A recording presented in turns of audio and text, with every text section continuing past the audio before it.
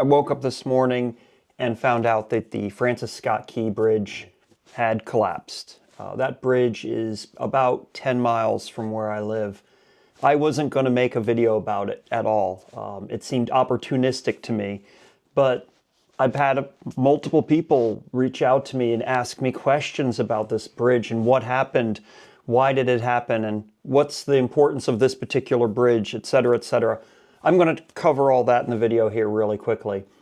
The Baltimore Beltway is a road around Baltimore, and in 1977 they finally completed the last leg of it, which was by making this bridge. And it's a bridge over top of the Patapsco River, which is the river that goes into Baltimore Harbor.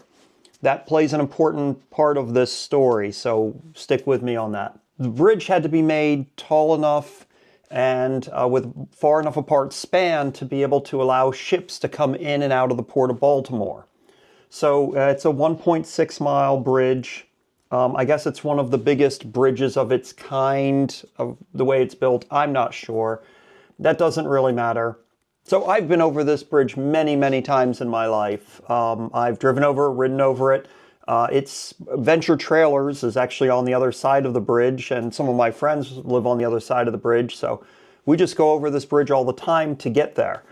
This bridge is not to be confused with the Chesapeake Bay Bridge that goes across the Chesapeake Bay. That's actually two spans of bridges, and that connects Maryland's eastern shore and western shore.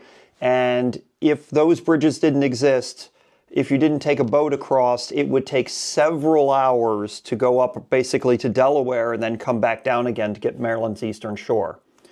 This bridge, there are tunnels nearby that can take you to approximately the same area in Baltimore. However, it's still an important bridge, and as far as bridges goes, it's not that old. So one of the challenges with this bridge is that larger ships, freighters and container ships and things like that, it's not a huge space to pass under this bridge in terms of its height and its width. It's not extremely narrow, but it's not as generous as other bridges are.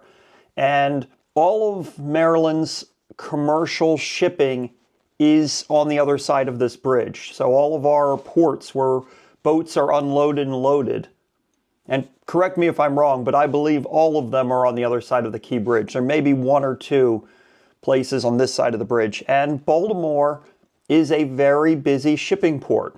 The best I can tell from some of the video footage I saw last night was that this container ship that had pulled out may have lost power.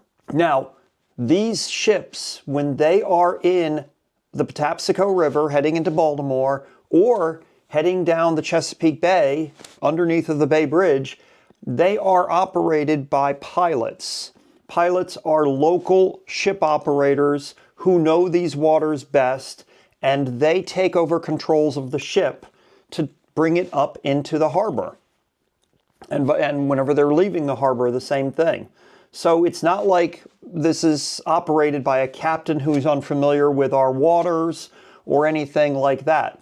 We have experienced pilots whose jobs it is to bring these ships in and out. What appears to have happened with this ship, from the little bit of video that has been circulating, is that it looks like it had some kind of power outage. Apparently that's pretty common on these ships. The power came back on again and then went back out again. I think what's probably going to be found with regards to this incident is that there was probably some currents and things that were impacting the ship, and because it lost power so close to the bridge, that's what's unfortunate. Because in those few moments when it lost power and wasn't able to stay on course, by the time things kicked back on again and they were trying to take control of the ship, it was too late. Because it had veered off course just a little bit and ran right into one of the pilings that holds the bridge up. The majority of this bridge is gone. So of the 1.6 mile span of this bridge, the majority of it is gone. It's not like just a little center section is missing.